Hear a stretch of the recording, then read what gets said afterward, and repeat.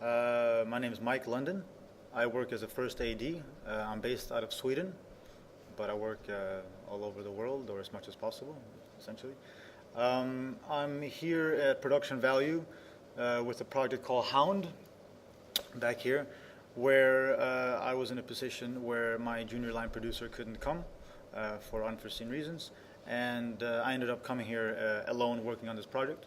But it's been kind of a blessing in a way because the project is an intense visual effects driven 2,000-year-old Irish mythological story that in itself I broke it down to about 95 shooting days. So it's very epic in its sense, has it been. Production value has been or is an exercise that brings together junior line producers and junior first ADs to work together on a project that's been assigned by Production Value, all European, from the different European countries.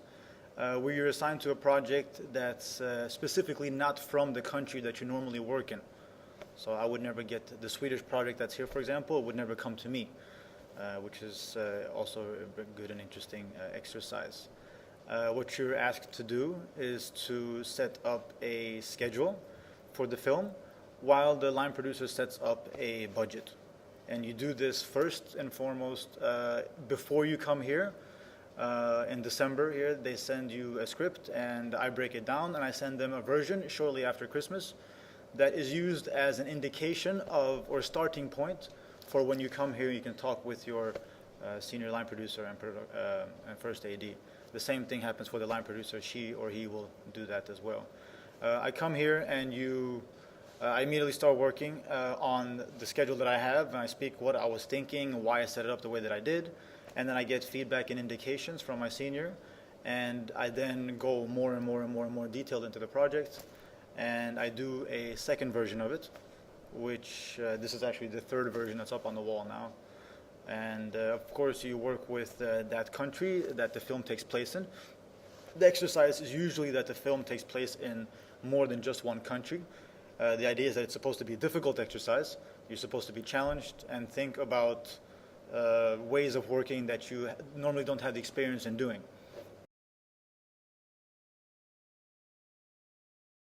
For me, was the scale of it, to tell you the truth. I've never worked on a film of this scale. I indicate it as a like Lord of the Rings slash 300 slash Last of the Mohicans kind of a thing, set 2,000 years ago. But I know that they didn't want to shoot it in a green screen studio like 300. They actually want to shoot it on location as Lord of the Rings in New Zealand, which creates that much more time-consuming implications when you're filming it there. Since it is very location-based, for the sake of the exercise, we decided just to do it in Ireland, even though they have suggested it's possible to do it in some other countries as well, which would be due to financing. They prefer to do it in Ireland, as it's an Irish film, though, however.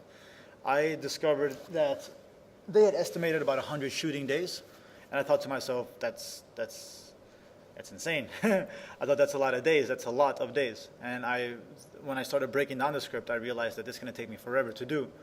But after having done this full breakdown, I reached 95, and I realized that, you know what, it is that much.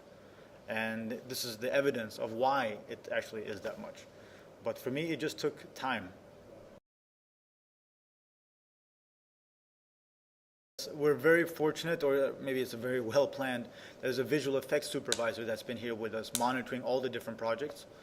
And I had a lot of meetings with him, and I asked him questions that I just had no idea about how to approach, from a first AD perspective, how you approach it to translating it to what needs actually to be filmed.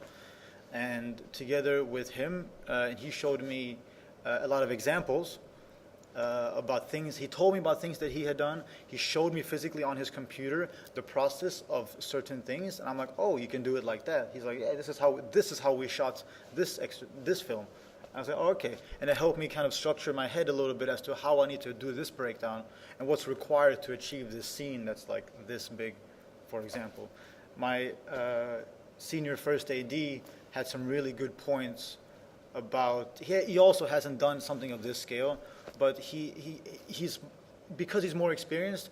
I think that he has a different approach sometimes that's maybe more structured, that comes with experience about how to tackle something that's very, very, very big, or what you need to take into consideration before you start filming. There were simple things that I discussed with them both, that we have a lot of actors, a lot of characters that fly through the air. We have armies that are huge, that are vast. And how do you do that? And you say, well, of course that's something that you do as a CG thing, but you want to be able to get the actors in and do a full body scan of them in that costume. And the idea is to do it during dress rehearsal, which the actors have to do anyway. So you plan that all in and you put it in there before the schedule. Stuff like that, then I'm like, oh, you know what? When you say it, it makes perfect sense, and you're totally right. But I wouldn't have thought of that until maybe like 3 months down the line, since I don't have that experience. What I said to the producer that was here yesterday, I said that, you know what you see is a realistic approach to what your project is on paper. And I said, and this, what you see here, is bare minimum with no restrictions, which means it will only grow. And so when they are now budgeting the film, they're looking for financing. The director is still writing on it, and it gives them an indication of what they need to consider and what they need to think about creatively, without compromising, because you don't have to. As long as you put it into the script in a way that it works, then you find a way for the story to develop anyway. And she saw it like very, very literally now by seeing just the magnitude. And she even said to herself, it's like, I haven't actually thought of the fact that it's that much, or that it's that big. It's a film, and sure, it requires a lot of stuff, and yeah, there's 25 million or whatever, budget, but without having it on paper, without breaking it down, it's just numbers. It's intangible. And it was good for illustration to be shown. And that's one thing that, because of production value, she was able to achieve for her film through me, and I was able to help her out with that. And I mean, I've learned a lot. I've learned so much just from this exercise.